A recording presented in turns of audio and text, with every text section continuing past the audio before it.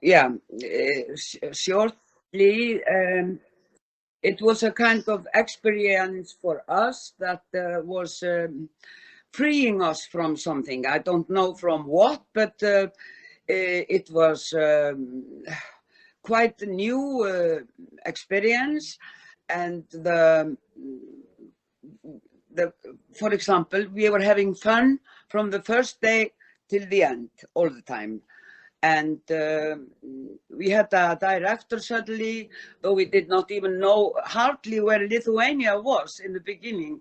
We had a director that took all the burden on himself and was so full of stories and something to fill us up with anything that the only thing we had to do was to be a kind of free. Yeah, it was an experience that will never be forgotten here. But the audience were maybe a little later than we. At the premiere of The Seagull, the audience on the premiere did not know at all what they should be thinking. They had never seen anything like that, I think. So, do you know what they did? They had a meeting the day after at the president's house, the theater elite here, to decide what should be their opinion. And it's true.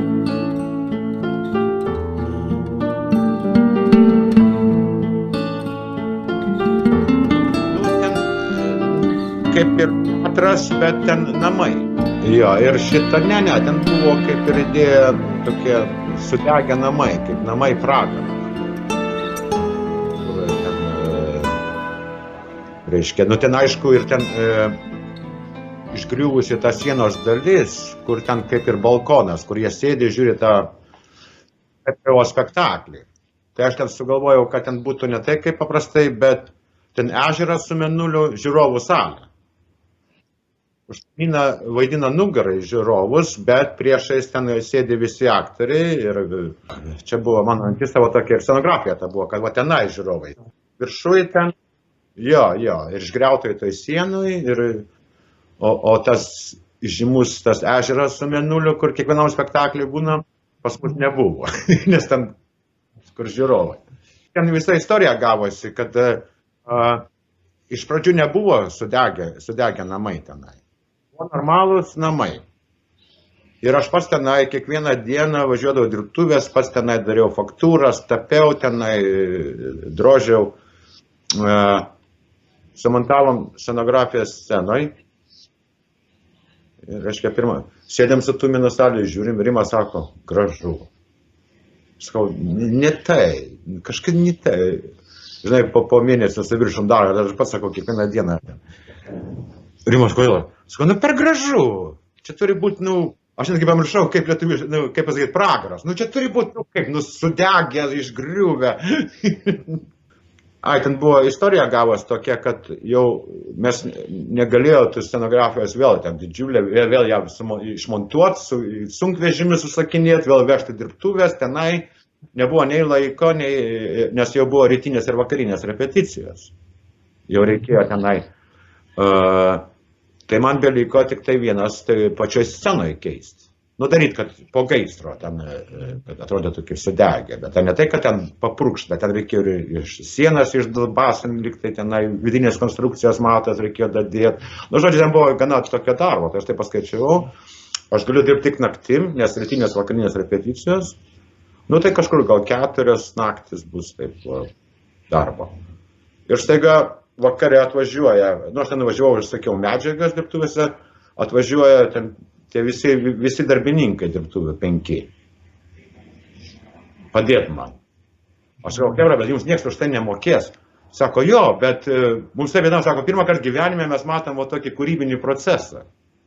Nes jau nesvarbu, kad aš jau ten tiek pakeičiau jo, žinai, gamyboje, jau pats darydamas tą scenografiją, jau tiek. Ir dar jau sumontavom scenui ir visiškai kardinaliai nes pakeičiau. Tai sako, mums taip įdomu, tai jie atvažiavo patys. Tai mes tą vieną naktį padarėm. Ir aktoriai atėjo iš ryto, jie nežinojo, kas čia. Ir jie, kai kurie tikrai patikėjo. Rimas sako, va, katastrofa įvyko, sudegė scenografija naktį. Ir kai kurie aktoriai patikėjo, kad kas dabar, kaip. Rimas sako, nu, vaidinsim griuvėsius. Sudegusius scenografijos.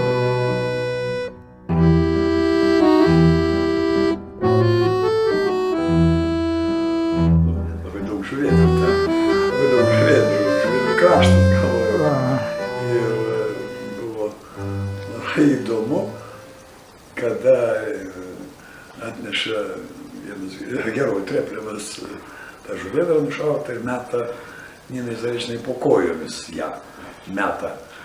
Žinoma, turėjo jį sureaguoti, kaip ir Čechovas, kaip ir visi mes, europiečiai, statydami spektaklį, visi šiaip ar taip, kaip, bet vis tiek reaguoja.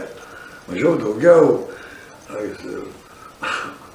Dabar meta ją žuvėdrą, po kojom jį nieko nereaguoja. O gal nesuprato. Aš vėl aiškinu. Ne, vis tiek nereaguoja. Ir smarkiau aktoriui prašau trenkti prie jos kojų, kad jį emocionaliai, kad jie atšoktų, šūkteltų, aikteltų, cypteltų, nežinau, bėgti, pasprūkti nuo jo agresijos, nuo tos nušautos žuvėdros. Gali, vis tiek nieko, jokios reakcijos. Kol galų gale išaiškinu, kad pas juosios žuvėdra, tai kaip varna, reiškia, jas naikina. Kaip balandė. Jas naikina, drebia, labai teršia namus ir visa kas negali nei languoti, nei džiovinti, nei mašinas valyti nespėja. Reiškia, jos yra plėšrūnės, jos yra kenksmingos, jas šaudo tiesiog. Ir dažniausiai ten atvykėliai nusisamdo ir jie šaudo tas žuvėdras. Bet mums reikėjo baltos. Čia tokios pusiau juodos, pilkos, mums reikėjo baltos. Tai gerai, tai bus balta. Tai išsiuntė vieną kinietį, kažkur labai į vakarus toli, sako, ten baltosios žuvėdras. Čia tai labai kinietį nusiųsti, nušauti, atvežti keletą žuvėdrų, padaryti iškamžą. Čia, tai pirmas buvo susidūrimas tokio su žuvėdra. Tai galvoju, vertimas gali būti, gali kažkaip plakatas su žuvėdra, ką tai reiškia, ne taip, kad tai varnas, plėšrūnės ar spektaklis vadintųsi.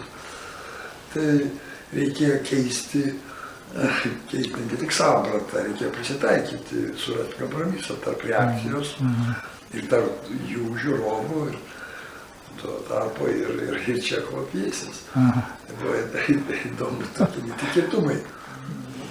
Nebandžiau prisitaikyti nei vieną šalį, kur dirbau prie jų kultūros ar šalies papročių ar ką, ne.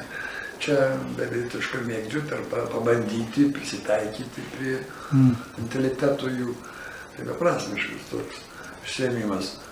Darai tai, ką išmanai ir jeigu aš niekada nelaukiu pagyros, o noriu, kad atsilieptų, kas atsiliepia juose. Žmoguje atliepia.